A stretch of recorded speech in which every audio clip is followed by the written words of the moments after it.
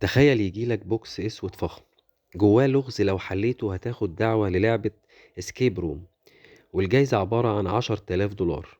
سهلة صح؟ ده اللي افتكروا أبطالنا الستة اللي وافقوا على الدعوة، بس ما كانوش يعرفوا إن غرفة الهروب دي مش مجرد تسلية، ده فخ موت حقيقي، واللي بيغلط في حل اللغز بيدفع تمنه حياته.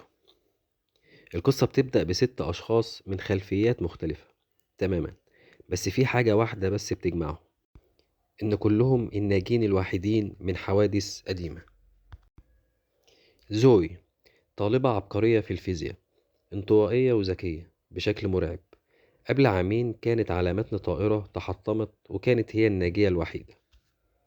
جيسون رجل أعمال غني مغرور، نجا من غرق سفينة بطريقة أنانية، حيث تخلى عن صديقه لينقذ نفسه.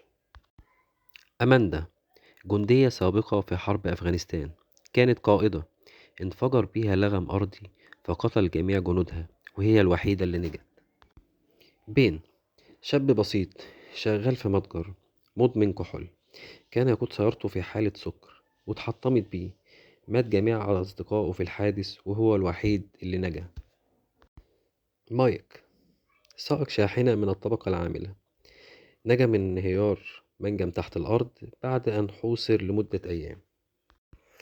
داني أصغرهم سنا، مهووس بألعاب الهروب، نجا من حريق هائل في منزله لما كان طفل صغير. كلهم بيتجمعوا في صالة انتظار فخمة، وفجأة بيكتشفوا إن اللعبة بدأت من غير ما حد يديهم إشارة. المقبض بتاع الباب بيتكسر والحرارة بدأت تعلى بجنون، الصالة بتتحول لفرن عملاق، الحيطان بتطلع نار والحرارة بتوصل لدرجات مستحيلة.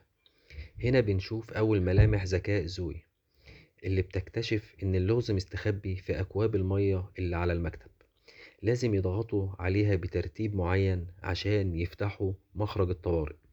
وفي آخر ثانية وقبل ما النار تاكلهم بينجحوا يهربوا في ممر ضيق، وهم بيسمعوا صوت انفجار المكان وراه. بيخرجوا من الممر بيلاقوا نفسهم في غابة ثلجية، شجر حقيقي وجو تحت الصفر بكتير. اللعبة هنا بتلعب على أعصابهم، بيلاقوا جاكيت واحد بس، كأن المصمم بيقول لهم اتخانقوا مين اللي يعيش. الصدمة الأولى إن داني اللي كان فاكر إن كل ده مؤثرات بصوت وصورة بيقع في فخ التلج وبيغرق في المية المتجمدة وبيموت قدام عينهم. هنا الكل بيفهم إن اللعبة دي دم بدم. زوي بدأت تلاحظ أرقام وحروف بتظهر على الجليد، وهنا بيفهموا إن الحل في ربط الرموز بالاتجاهات واستخدام البوصلة، ويسابقوا الوقت ويوصلوا للحل في آخر لحظة قبل الأرض ما تنفجر بيهم. بعد كده بيدخلوا مكان غريب جدا، بار شيك بس مقلوب 180 درجة، السقف هو الأرض والأرض هي السقف، وتحتهم هاوية ملهاش نهاية. الحل موجود في نوتة موسيقية، بس المشكلة إن مربعات الأرضية بتقع واحد ورا التاني كل ما المزيكا تقف. أماندا بتتسلق البيانو المقلوب عشان تجيب المفتاح، وفي لحظة تحبس الأنفاس المفتاح بيقع منها، فبترميه ليهم وهي بتفقد توازنها وبتقع. مشهد السقوط ده كان كفيل يكسر نفسية الباقيين تماما. موت أماندا كان نقطة تحول لزوي، من لحظة الخوف لشخص بدأ يفهم اللعبة ويستوعب إن النجاة هنا مش للأقوى لكن للأذكى. بعد كده بيدخلوا أوضة، الأوضة دي كأنها في مستشفى، كل واحد بيلاقي سريره وملفه الطبي الحقيقي من الحوادث اللي نجا منها زمان. اللعبة هنا سادية جدا، لازم يستخدموا جهاز صدمات القلب عشان يفتحوا الباب، بس بشروط معينة. جيسون من كتر الرعب والأنانية بيتسبب في موت مايك وهو بيحاول يشغل الجهاز، وفي الآخر بين هو اللي بيقدر يفتح الباب ويهرب بصعوبة وهو شايل ذنب مايك. وزوي رفضت تخرج من الأوضة وفضلت تكسر في الكاميرات المراقبة. بعد كده بيخش أوضة كلها أبيض في أسود، رسومات بتلف وبتعمل زغللة وتسمم للأعصاب. بين وجيسون بيوصلوا لأقصى مراحل الجنون وبيضربوا بعض عشان ترياق واحد بس موجود في الأوضة.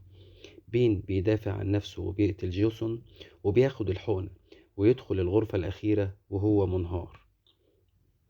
بينما بين بيصارع الموت.